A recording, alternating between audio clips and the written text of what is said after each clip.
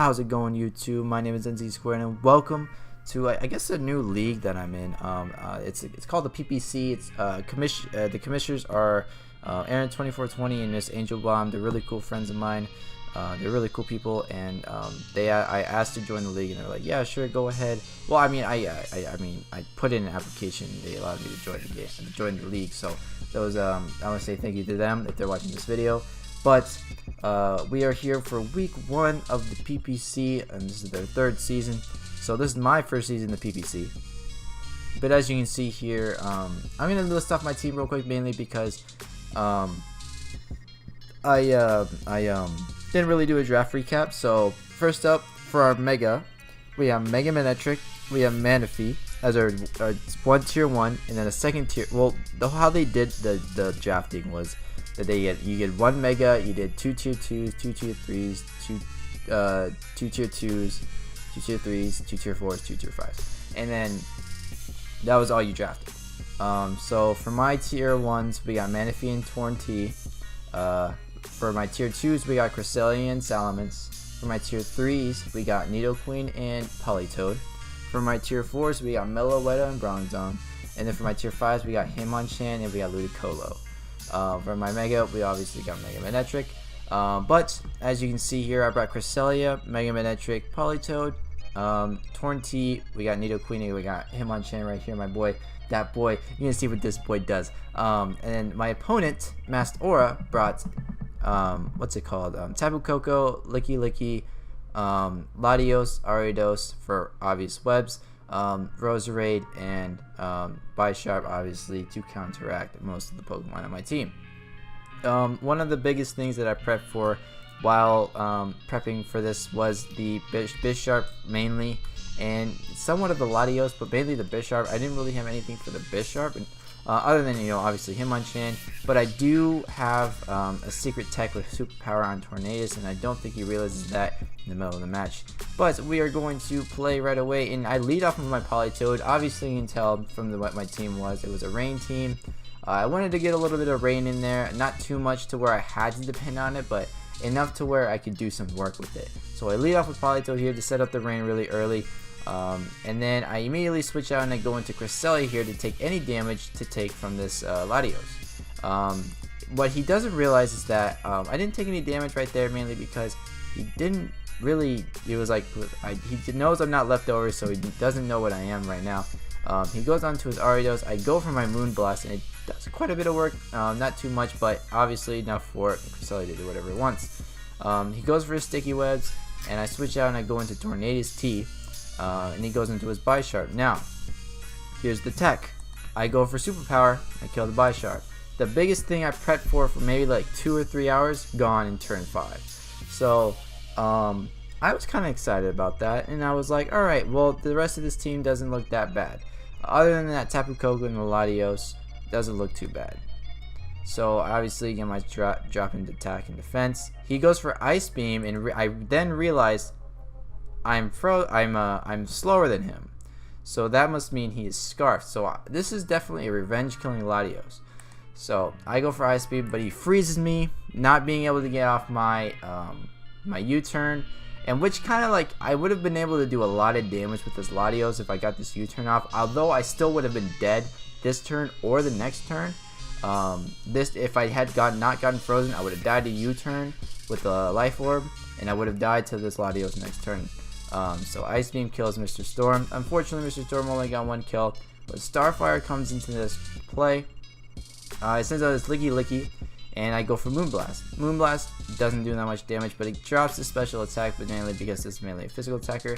My Hidden Power Fighting Tech does about 30% to him. He goes for Bicep, tries to get the paralysis, I'm going to assume.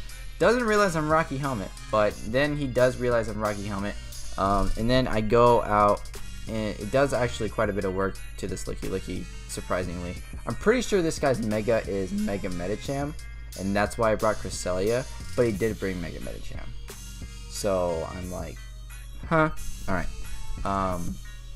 So it goes to my Medicham, and he goes onto his Roserade. Now, I go for, the rapid spin here. Obvious play. And then I switch back out here to go to Cresselia. I go for Side, he goes for Side Shock. He's going to switch out and go to his Tapu Koko. I'm going to Moonlight right back up, and I'm going to get that HP right back. I switch out and I'm going to go into my Manectric. I eat this Thunder, I get my special attack raise, and now he goes out into his Latios when I go for Overheat. And doesn't do that much damage, but does quite a bit of work. Puts me down at -2. He goes for Draco Meteor. I live.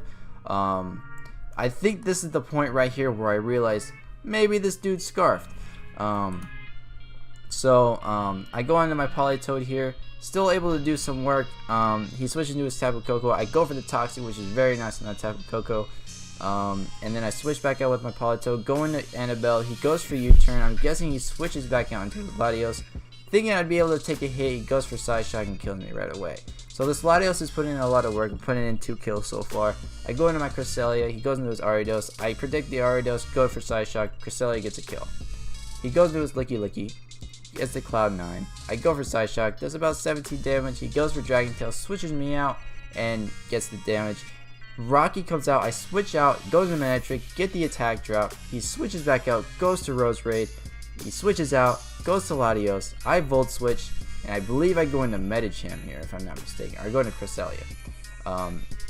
He switches out, goes to his Rose Raid. I go for Moonblast. It's resisted hit, of course.